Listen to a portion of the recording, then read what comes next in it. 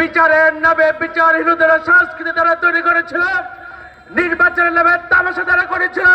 তার প্রতিবাদে আমরা 2024 নতুন প্রজন্ম নতুন ও স্বাধীন আমরা হয়েছে। সম্মানিত উপস্থিতি, যেভাবে আমরা এখন ইতিহাসের বাকি আমরা অবস্থান করতেছি, 1971 সালে লক্ষ লক্ষ জনতার মাধ্যমে বিজয় অর্জন করেছিলাম। 1990 সালে স্বৈরাচার বিরোধী আন্দোলনে আমরা সামনে ছিলাম।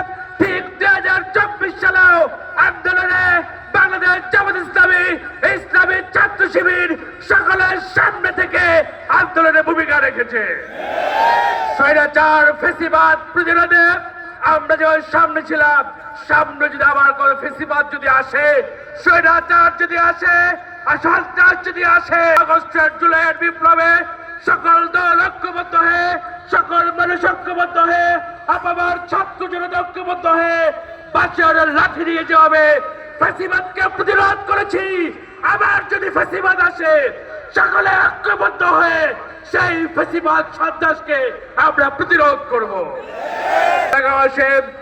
সামনে নির্বাচন, আমরা বিজয়ের মাধ্যমে মাত্র একটা অবস্থান তৈরি হয়েছে।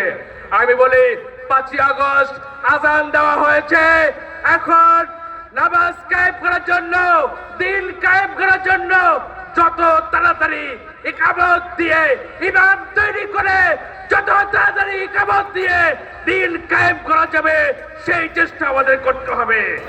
যত তাড়াতাড়ি হয় দেশের নেতা, সমাজের নেতা, ইউনিয়নের নেতা, উপজেলার নেতা আমাদেরকে তৈরি করার চেষ্টা করতে হবে।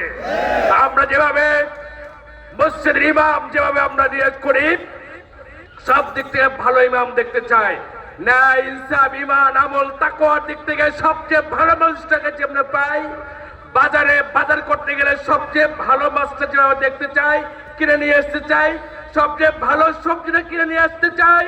বাজারে গেলে কাপড়ের দোকানে সবচেয়ে খুঁটি খুঁটি যেভাবে ভালো কাপড়টা আমরা বাছাই করি, এই তেমনি ভাবে আমাদের সমাজের প্রতিটা ক্ষেত্রে, ওয়ার্ডে, ইউনিয়নে, উপজেলায়, সংসদে, সকল ক্ষেত্রে যেন ভালো মানুষ যেন সমাজে থাকতে পারে, প্রতিষ্ঠিত হতে পারে, সেই জন্য আমাদের চেষ্টা করতে হবে।